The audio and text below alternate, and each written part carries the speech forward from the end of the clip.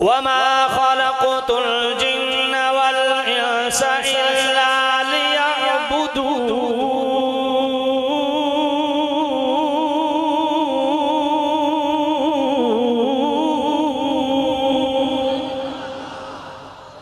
सामने जीत शाम इंसान का मकसद तख्लीक क्या है? अल्लाह ने जनाबे वाला हमें तख्लीक क्यों फरमाया? जिन्नु इंस को अल्लाह ने अपनी इबादत के लिए तख्लीक फरमाया। तो जनाबे वाला जो अल्लाह ताला की बंदगी बजा लाता है वो जनाबे वाला अपना मकसद तख्लीक पूरा करता है। दूसरे मकाम पे मेरे करीम रब ने क्या फरमाया? या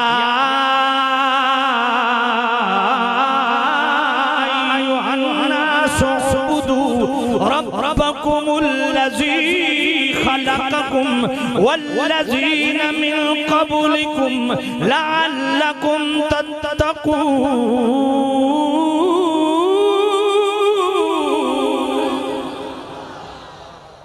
अल्लाह फरमाया लोगों अपने पालनहार की बंदगी बजा लो, जो तुम्हारा खालिक है उसकी बंदगी बजा लो, जो तुम्हारा भी खालिक तुझसे पहले खालिक उसकी बंदगी बजा लो।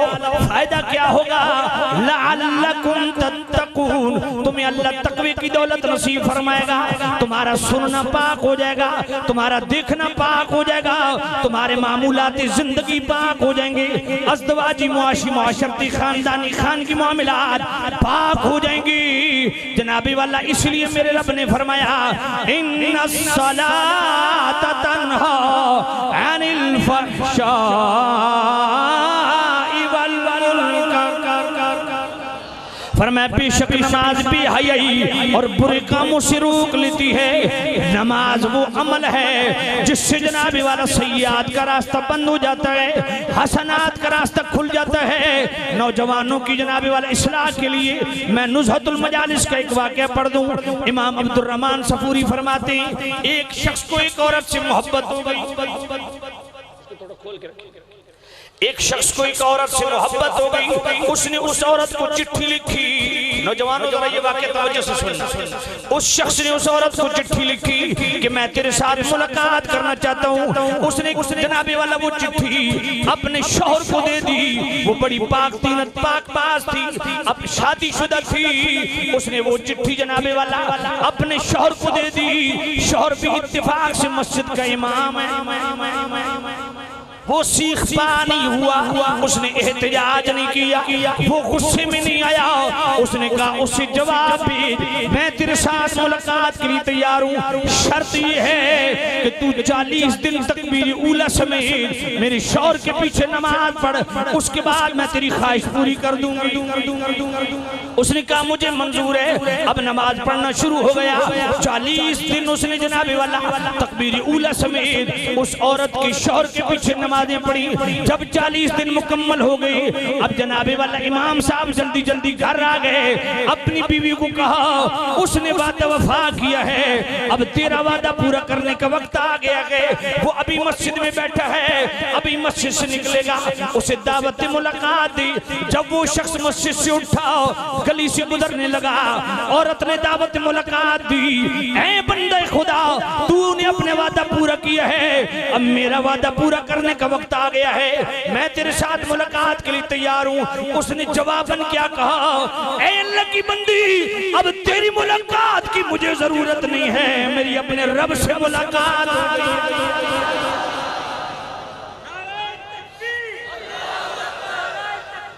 अल्लाह या रसूल या सामने जीत शाम तवज्जो करना मेरे करीम रऊफुर रहीम नबी के गुलामों। इन्नस्सलात तन्हा अनिल फ़हशाइ।